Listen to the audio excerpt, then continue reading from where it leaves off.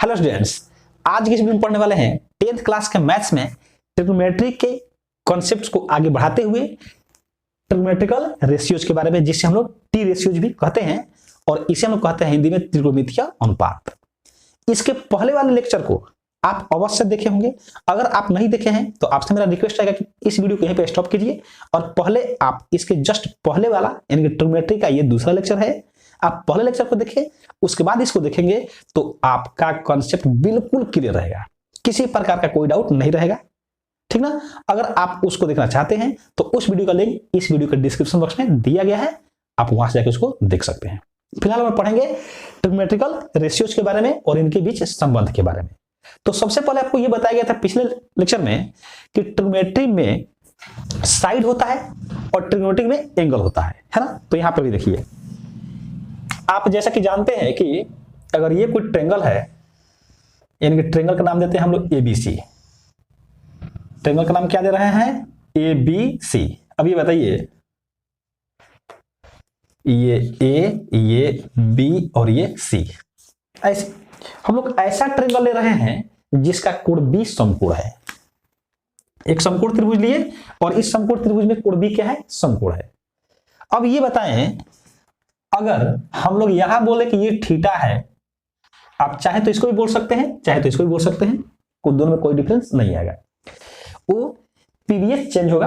आपको एक बात पिछले लेक्चर में बताया गया है। तो हम लोग क्या बोले कि इसको मान लेते हैं एंगल सी को थीटा।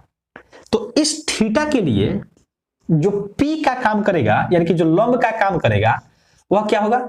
इसके सामने वाला, यानी कि थीटा के सामने वाला। तो इसको बोल सकते हैं सम्मुख भुजा। पी क्या होता है? एंगल के सामने वाला, यानी कि उसको बोल सकते हैं हम लोग क्या? सम्मुख भुजा। और ये है ए बी। ये क्या है? A B. अब बताएं, अगर इसी एंगल के लिए देखा जाए तो बी क्या होगा? तो इसमें बी हो जाएगा ये बीसी, यानी आधार जिसको बोले थे।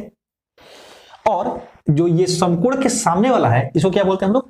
कर्ण। तो कर्ण हो जाएगा इसमें एच बराबर ए सी। अब ये समझिए, इस त्रिभुज में यानी त्रिभुज एबीसी में जिसका कोण बी समकोण है और थीटा कोण सी के लिए आया है, कहा जाए लंब क्या है? तो लंब थीटा के सामने वाला, यानी कि कोण थीटा की सम्मुख भुजा क्या है? लंब है। और आधार क्या है? तो कोण थीटा की संलग्न भुजा, कर्ण को छोड़ करके। संलग्न भुजा का मतलब क्या कि कोण थीटा किससे किससे बना है? तो इस भुजा से बना है और इस भुजा से बना है। और कर्ण को छोड़ दीजिएगा तो इसको छोड़ दीजिएगा तो यही ना बचेगा, तो ये हो जाएगा आधार और ये क्या हो जाएगा? कर्ण। ये तो ठीक है इतना, ये बात आपको पिछले लेक्चर में भी आप बताया गया था। लेकिन अब कहना ये चाहते हैं यहां से कि अगर आपको कहा जाए इसमें कुल कितने प्रकार के आप रेशियो तैयार कर सकते हैं, बोलिए। तो जब आप रेशियो तैयार करेंगे तो जैसे आप ये समझिए, पहले जैसे 2 है और 3 है, दो नंबर है। आप इसमें अनुपात कैसे कैसे लिख सकते हैं? तो दो तरीके से लिख सकते हैं, 2:3 और 3:2। बोलिए, और कोई तरीका हो सकता है? कोई तरीका नहीं हो सकता। तो आप इसको आप 2/3 भी लिखते हैं, इसको 3/2 भी लिखते हैं। तो 2 नंबर है तो इससे 2 ही रेशियो बनता है। लेकिन जब 3 नंबर आएगा ना तो उससे कितना कितना रेशियो, जैसे कहने का मतलब ए बी सी 3 नंबर है तो इससे कैसे कैसे रेशियो बन सकता है? तो आप ये कर सकते हैं, A/C लिख सकते हैं, A/B लिख सकते हैं, B/A लिख सकते हैं, B/C लिख सकते हैं, C/A लिख सकते हैं, C/B लिख सकते हैं। कुल ये 1 2 3 4 5 6।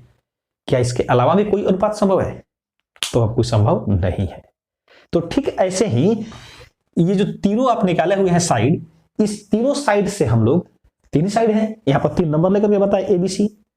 तो अगर यहां बात करें 3 साइड का, तो इस तीनों साइड से जब रेशियो निकालेंगे तो यहां पर भी तो 6 ही रेशियो आएगा।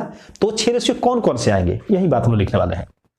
तो यहां पर ये आएगा, ध्यान दीजिए, ये क्या आएगा? तो यहां से आएगा ये ए बी। आप किसी को आएगा, किसी को पीछे लिख सकते हैं, कोई दिक्कत नहीं है। ए बी बाई ए सी, एक ये रेशियो हो गया, लिख सकते हैं ऐसा। दूसरा भी लिख सकते हैं, बी सी बाई ए सी। बोलिए, लिख सकते हैं आप। देखिए, ए बी बाई ए सी लिखे, बी सी बाई ए सी लिखे, ऐसे भी लिख सकते हैं। फिर हम चाहें तो इसको लिख सकते हैं A B by B C, बोलिए, ऐसे भी लिख सकते हैं। और जब 3 लिख लिए तो देखिए ये तीनों लिख लिए तो इस तीनों को उल्टा कर दिए तो ये आ गया, जैसे ए बाई सी है तो सी बाई ए की तो ये आ गया, ए बाई बी है ना, तो यहां से बी बाई ए की है, ऐसे है। मतलब इसमें 3 का उल्टा है। कैसे? अब यहां देखिए ए बाई सी है तो इसके उल्टा में ये सी बाई ये आ गया, ए बाई बी है तो इसके उल्टा में ये बी बाई आ गया, बी बाई सी है तो इसके उल्टा सी बाई बी आ गया ना। तो ऐसे ही जब ये 3 लिखा गया तो क्या इसको हम लोग ऐसे लिख सकते हैं? क्या 3 उल्टा कर दीजिए, यानी ए सी बाई ए बी, और ये ए सी बाई बी सी, और ये B C by A B. बोलिए, लिख सकते हैं? क्या यही 6 अनुपात होंगे या कुछ और भी होंगे? यही 6 अनुपात होंगे, 6 रेशियो होंगे। तो चूंकि इस ट्रायंगल से कुल मिलाकर कितने रेशियो बने? 6। इसीलिए कहा जाता है कि ट्रिग्मेटिक रेशियो कितने होते हैं? 6। और इन 6 का नाम है, क्या नाम है ये देखिए, तो इन 6 का नाम हो जाएगा साइन थीटा। साइन थीटा क्यों? तो साइन थीटा इसलिए क्योंकि ये थीटा एंगल के बेसिस पर ये डिसाइड हुआ है ना। अब इसी के बेसिस पर आप बोलेंगे ए बी को क्या बोलेंगे? आप देखिए पी बोल सकते हैं, क्या बोलेंगे? पी डिवाइडेड बाई एसी को क्या बोलेंगे? एच बोल सकते हैं ऐसा। और बीसी बाई एसी, तो बीसी को इसको बोलते हैं कॉस थीटा, क्या बोलेंगे इसको? Cos theta. और बीसी का क्या है? वैल्यू बी है, और एसी का वैल्यू क्या है? एच। ऐसे ही एबी का क्या है? एबी का पी है, और बीसी का कितना है? बीसी का बी है। ये इसको बोलते हैं कितना? पी बाई बी, और इसको बोलते हैं टेन थीटा। समझ में आया? और ये AC, तो AC by A B, AC क्या है? एसी का H है तो ये हो जाएगा H by A B, A B बोले तो P आएगा ना। इसको हम बोलते हैं कॉसेक थीटा, क्या बोलते हैं? Cosec theta. ऐसे ही AC के लिए देखिए, AC के लिए H है डिवाइडेड बाई BC के लिए B है, और इसको बोलते हैं हम लोग सेक थीटा।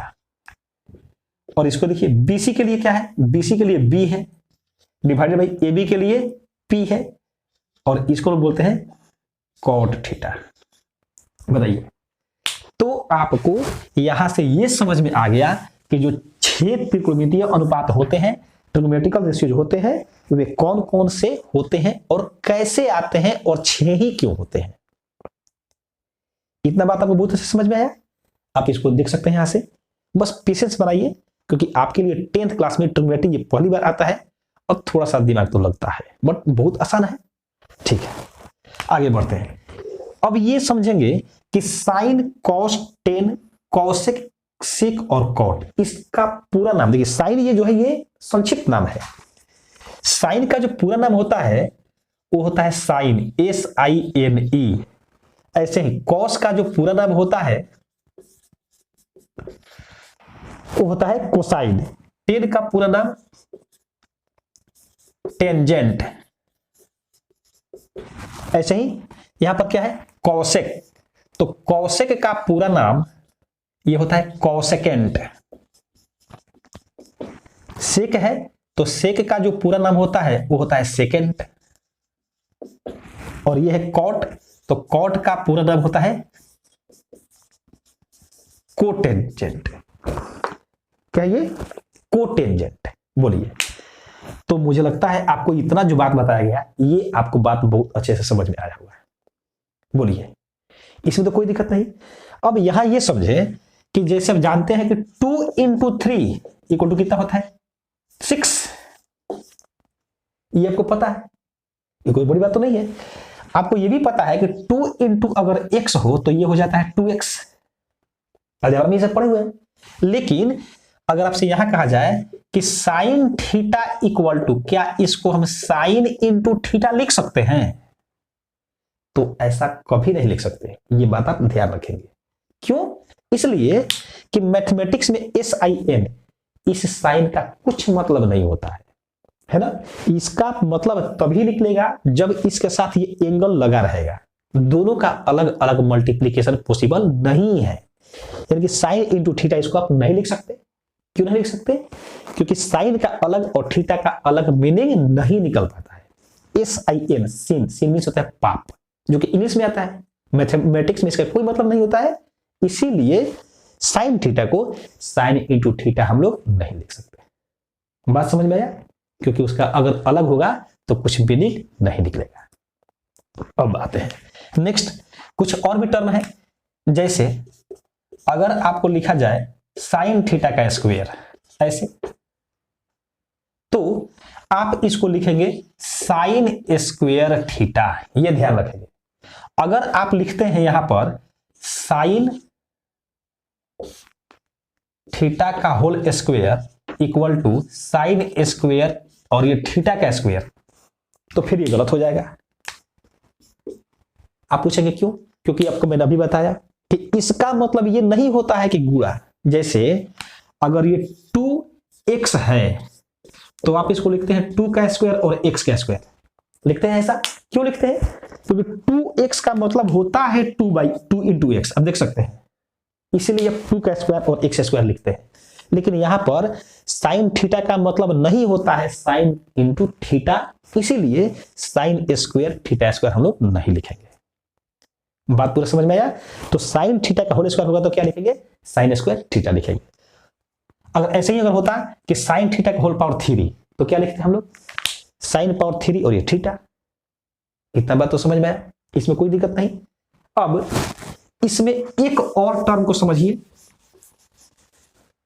एक टर्म आता है, जैसे अगर मिल जाए साइन थीटा का पावर -1। अच्छा रुकिए, यहां पर ही बताइए, अगर आपको ये मिल जाए साइन क्यू थीटा ऐसे, तो अब इसको क्या लिखेंगे? आप इसको लिख सकते हैं साइन थीटा का पावर 3। बोलिए क्या लिख सकते हैं? ऐसा लिख सकते हैं, साइन स्क्वायर थीटा है तो साइन थीटा का स्क्वायर है, तो साइन क्यू थीटा यानी साइन का पावर 3 थीटा, तो अब इसको क्या लिखेंगे? साइन थीटा का होल पावर 3 लिख सकते हैं। लेकिन आप ध्यान रखेंगे कि अगर साइन का पावर -1 थीटा ऐसे हो तो आप इसको साइन थीटा का पावर -1 नहीं लिख सकते हैं। ये ध्यान रखेंगे। जब आप 12th क्लास में जाएंगे तो आपको ये समझ में आएगा क्यों। क्योंकि इसको हम लोग पढ़ते हैं साइन इनवर्स थीटा। थीटा इसकी हम लोग पढ़ते हैं, साइन इनवर्स थीटा पढ़ते हैं। यहां पर ये 12th का बात हो जाएगा। जब आप वहां जाएंगे तो आपको समझ में आएगा। लेकिन वही प्लस में रहेगा, 2, 3, 4 रहे तो आप उसको ऐसे लिख सकते हैं। बात समझ में? चलिए, ये तो हो गया पूरा का पूरा कॉन्सेप्ट। लेकिन हम लोग को अब करना है इस पर कुछ क्वेश्चन, जिससे आपका कॉन्सेप्ट और अच्छे से क्लियर हो जाए। हाँ, अब थोड़ा सा और ध्यान देंगे, कॉन्सेप्ट थोड़ा सा और देखिए। अब कहते हैं त्रिकोणमितीय अनुपातों में संबंध, यानी कि रिलेशन बिटवीन P रेशियोज। अब इसमें रिलेशन क्या है? इसका हिंदी हो जाएगा त्रिकोणमितीय अनुपातों में संबंध। अब इसमें रिलेशन क्या है तो यहां देखिए, आप पहले ये बताएं कि क्या हम लोग ये 4 × 1/4 इक्वल टू कितना आएगा? 1। अब तो जान रहे हैं, तो 4 का प्रतिलोम 1/4, यानी एक तरह से कह सकते हैं 4 का उल्टा 1/4। फिर अगर 1/5 है तो इसका प्रतिलोम यानी इसका उल्टा क्या हो जाएगा? 5। गुणा करेंगे तो क्या आएगा? 1। यानी कि सीधा गुणे उल्टा बराबर 1। देख रहे हैं, 4 का व्युत्क्रम 1/4, गुणा करेंगे तो क्या आएगा? 1। तो अगर कोई नंबर हो उसके व्युत्क्रम से उसमें गुणा करेंगे तो कितना आएगा? 1। तो यहां देखिए साइन थीटा का वैल्यू कितना है? P/h, और P/h का व्युत्क्रम क्या होगा? यहां पर थोड़ा सा देख लीजिए, ये AB क्या है? यहां से P है तो यहां पर P रहेगा। अब बताइए, ये है P/h, इसका जब व्युत्क्रम करेंगे तो क्या आएगा? h/p आएगा ना। जैसे 2/3 है, जब व्युत्क्रम कीजिएगा तो 3/2 आएगा ऐसे। तो ऐसे ही जो यहां पर देख रहे हैं ये P/h है तो इसका व्युत्क्रम क्या है? h/p। मतलब ये कि जो ये P/h को आप साइन थीटा कहते हैं और h बाई पी को कोसेक थीटा कहते हैं, तो साइन थीटा और कोसेक थीटा एक दूसरे का व्युत्क्रम है। मतलब ये कि साइन थीटा का व्युत्क्रम है कोसेक थीटा और कोसेक थीटा का व्युत्क्रम है साइन थीटा। तो यहां लिख सकते हैं sine theta into cosec theta equal to 1। क्यों लिखे? क्योंकि साइन थीटा और कोसेक थीटा एक दूसरे के व्युत्क्रम है, और अभी आपको यहां बता रहे थे कि कोई भी नंबर हो अगर उसके व्युत्क्रम से उसमें गुणा करेंगे तो वैल्यू 1 आएगा, इसलिए 1 आ जाएगा यहां से। और ऐसे ही ये cos थीटा देखिए b बाई एच है, sec theta h by B, क्या इसका ये व्युत्क्रम है? तो है, तो इसलिए यहां से हो जाएगा cos theta into sec theta equal to कितना? ये भी 1। ठीक है, अब क्या दिख रहा है? टेन थीटा का वैल्यू कितना है? p बाई बी, इसका व्युत्क्रम क्या आएगा? b by P. तो टेन थीटा का व्युत्क्रम cot थीटा, इसलिए tan theta into cot theta equal to क्या आएगा? 1। बोलिए क्या आएगा? तो एक बार इतना नोट करें, फिर इसको हम लोग आगे बढ़ते हैं। पहले इतना नोट कर लीजिए। तो मुझे लगता है आप लोग इसको नोट कर चुके होंगे, तो इसको हम लोग मिटाते हैं और इसके बाद इस पर हम कुछ करेंगे क्वेश्चन।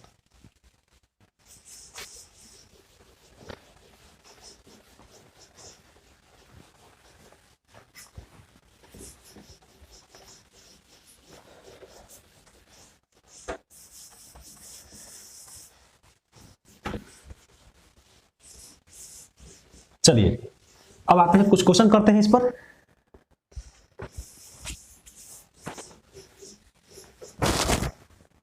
क्वेश्चन कुछ ऐसा है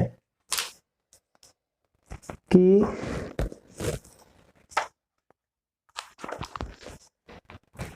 देखें,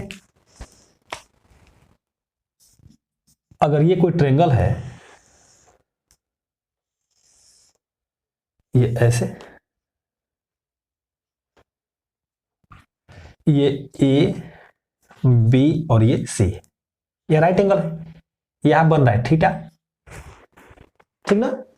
हम लोग लेते हैं ये 3 है और ये 4 है।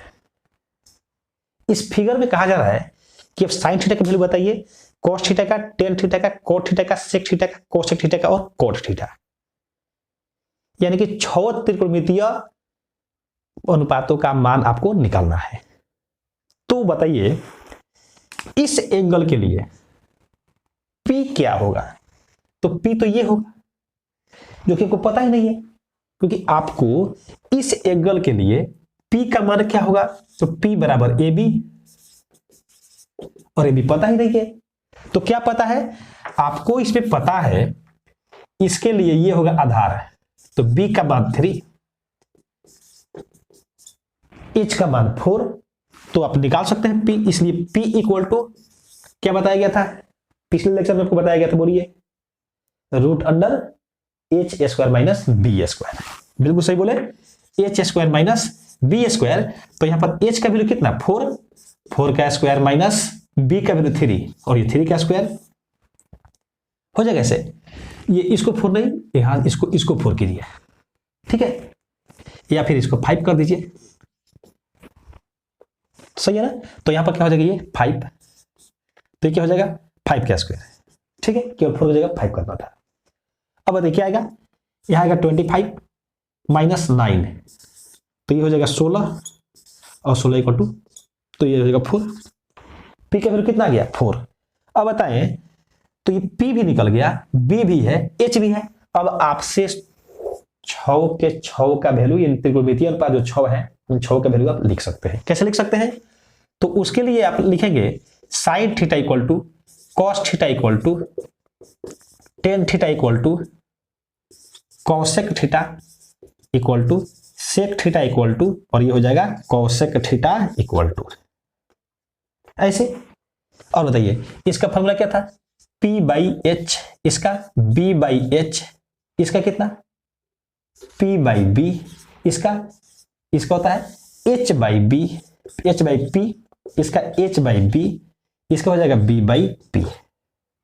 ये तो फॉर्मूला आपको याद होना चाहिए, है ना? अगर आपको तीर ये याद है, तो इस तीर को क्या करना है? उसका उल्टा कर देना है, व्युत्क्रम है तो। अब वैल्यू पुट कीजिए, P का वैल्यू कितना है? P का वैल्यू 4 है, एच का वैल्यू 5 है तो ये हो जाएगा 4/5। बी बाई एच, बी का वैल्यू 3 है, एच का वैल्यू 5 है, सही है ना। Tan theta P by B, P का वैल्यू 4 है, बी का वैल्यू 3 है, फिर cosec theta H by P, H का वैल्यू 5 है और पी का वैल्यू ये 4, एच का वैल्यू 5, बी का वैल्यू यहां से 3, और ये कोसेक थीटा के लिए क्या था, एच बी बाई पी, ये सॉरी कोसेक नहीं, ये हो जाएगा कॉट थीटा। कितना होगा ये, cot theta, B by P, B का वैल्यू 3 और पी का वैल्यू 4। बोलिए वीडियो ये इतना बात आपको समझ में आया? तो इस वीडियो में जो भी बात बताया जा रहा है मुझे लग रहा है आपको बहुत अच्छे से समझ में आ रहा होगा, सही है ना। अगर समझ में आ रहा है, थोड़ा सा भी आपको फायदा हो रहा है तो वीडियो को लाइक अवश्य कीजिएगा। और आगे अब इसके बाद देखिए एक क्वेश्चन हम और देखेंगे, उसके बाद इस वीडियो को यहीं पर कर देंगे फिनिश। एक क्वेश्चन इसके बाद वाले नेक्स्ट वीडियो में हम लोग करेंगे एनसीईआरटी के एक्सरसाइज क्वेश्चन को। तो पहले क्वेश्चन और देखते हैं, और क्वेश्चन कुछ ऐसा रहेगा, एग्जाम्पल ऐसे देखिए, कहा जाए कि यदि sine theta equal to 6/10, sine theta equal to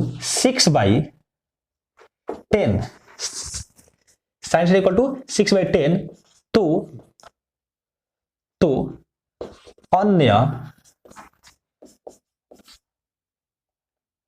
अन्य त्रिकोण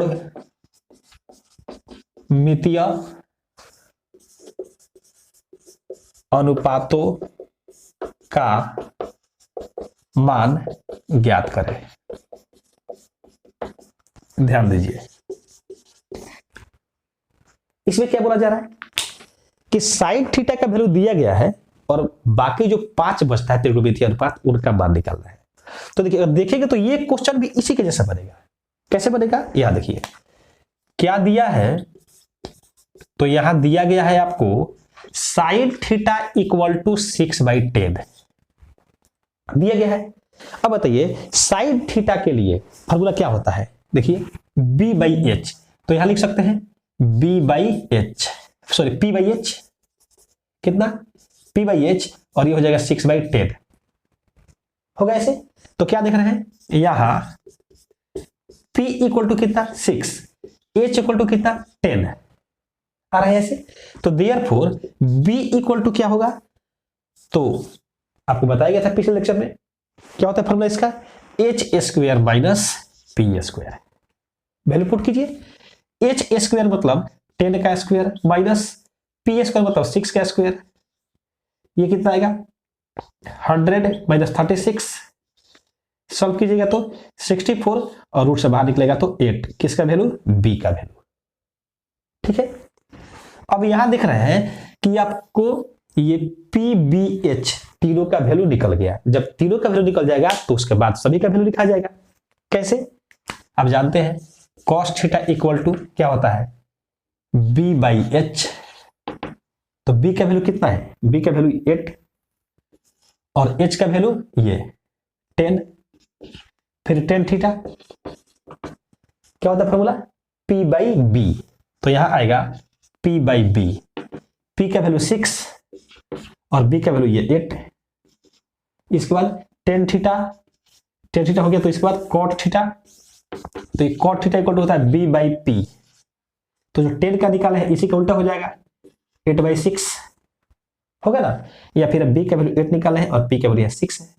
इसके बाद sec थीटा ये कितना होता है h बाई b, तो h का वैल्यू कितना है 10 और b का वैल्यू कितना है 8। इसके बाद लास्ट बचता है कोसेक थीटा, क्या होता है कोसेक थीटा का h बाई p, तो h का वैल्यू 10 और p का वैल्यू 6। तो इसमें एक त्रिकोणमितीय अनुपात का वैल्यू दिया था और बाकी का वैल्यू आप निकाल दिए। ठीक है, तो मुझे लगता है आपको ये बताया गया, जो भी इस वीडियो में बात बताया गया आपको बहुत अच्छे से समझ में आया होगा।